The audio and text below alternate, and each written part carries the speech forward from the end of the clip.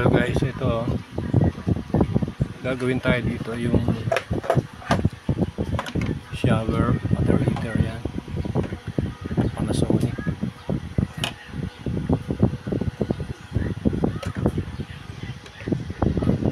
Yan. Oops. So naging problema nito is pag power on pa lang sobrang init na. So ito nakita kong problema. Ito lang naman electronics niya yun. Ito may sensor dito, may sensor dito. Ito may IGBT. Ito yung kanyang switch. Ayan.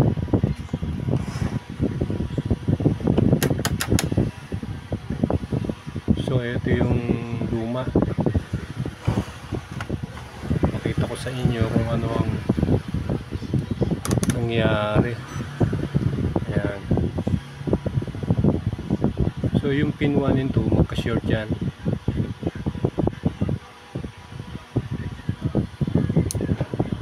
Tapos may switch siya. Ayan. So kung natin ang reading. Ayan. Ayan o. 20.6.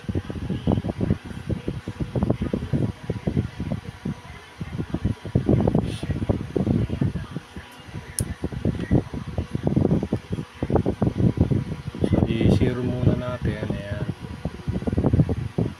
Naka-switch on siya pero nakaset sa minimum. Ayan.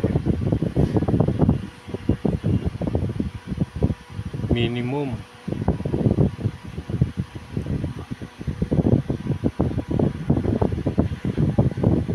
Ayan, 20k. So mababa na yung resistance na yan.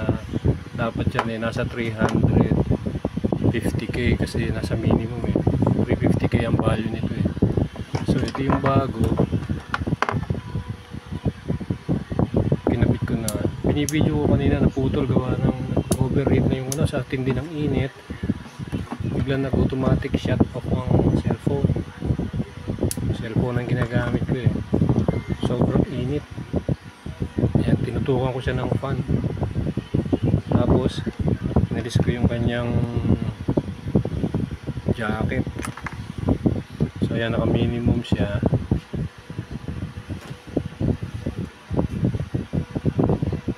So ayun 352k. So yun dapat ang value niya. Dito lumalabas 20k. So ang baba, natural na uminit agad ang tubig. So yun ang ano natin. So ito kakabit na natin.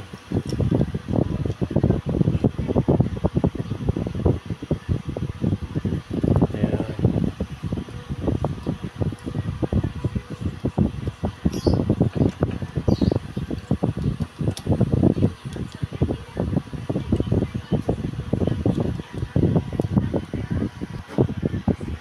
So ito guys, na i-mount ko na ito. Ayan.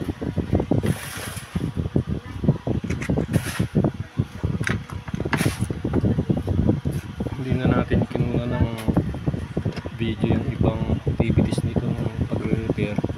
Bala kasi palit lang tayo ng control, yung kanyang potentiometer. Hindi ka mahahalan dito, mga 450 plus ang pesos ang isa nito guys sa online. Baka mabibili sa labas na ang ganitong value. So ayan. So bali yun lang naman ang problema na ito. So ito nga, sa kabuuan wala naman, nagpa-power on naman to. Wala, sobrang init agad ng tubig.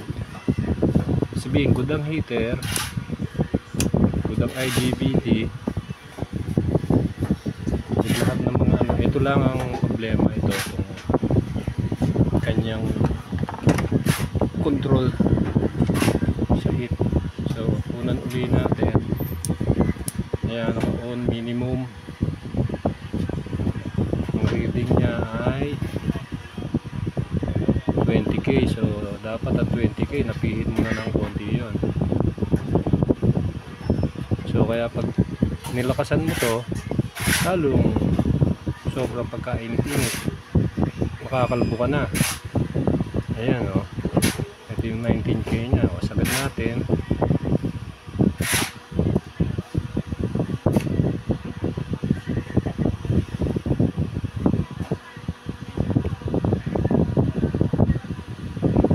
Ayan, 3.1. So yun yung pinakamainit nya.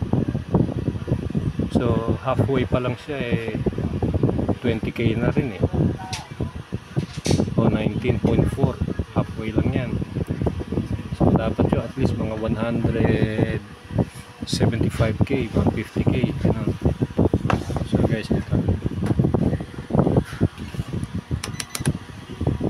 So hindi natin matitest ngayon kung umiinit. Okay naman ang ano nito kasi wala akong mga fittings para dito.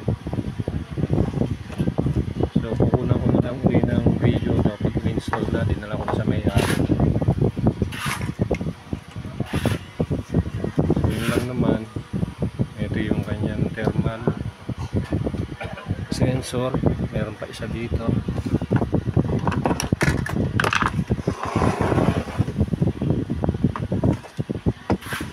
Ayun. So ito yung heater.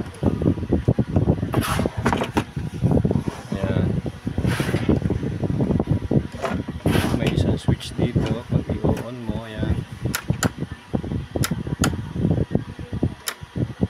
Once na ipindutin mo to, matitrigger na yung kanyang IGBT.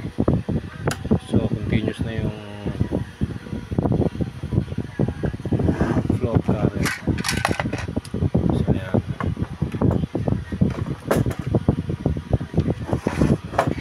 Pwede natin isaksak to, alisin lang natin tong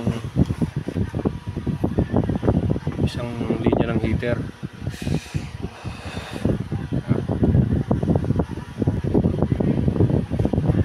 Nga pala guys, hindi natin matetest to ng walang tubig kasi may mga sensors na ano, parang flow sensor. So ito, video na lang natin pagka in-install nato doon sa may-ari.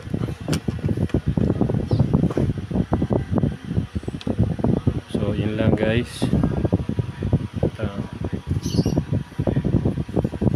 Ayun, may dalawa pa tayo dito ano eh. Mas maliit naman to. Ito Alpha, ito Joven. Ito naman Panasonic. So yun din ang problema. Ito naman uminit ng tubig. Ito naman dati sobrang init agad. So chinik ko na rin yung kanyang control, yung kanyang potentiometer. Wala nang ano, halos mega ohms na yung ano reading. So yun ay 300k, yun naman ay 350k din. So halos ganun din naman ang presyo. Ito konti lang diferensya, mas maiksi lang ang shaft noon compare dito sa isang to, tsaka yung bilog, ito half moon. Ayan. So yun guys, hanggang dito na lang at tapan na natin to.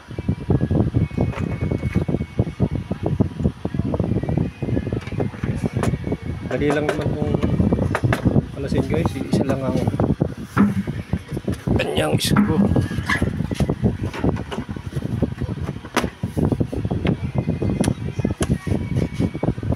Ayun, sakto, may guide naman yun eh. Ayan.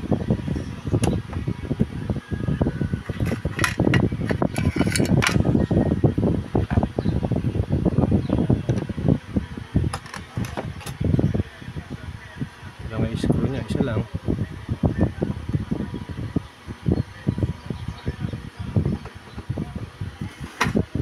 Yung ibang design kasi pwede mong matest yung ano ng walang tubig, pagaganahin mo lang yung check mo lang yung voltahe kung normal na.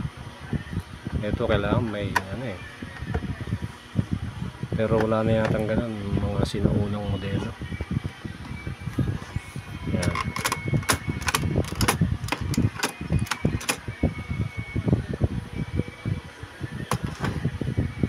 Guys, dito lang sa susunod.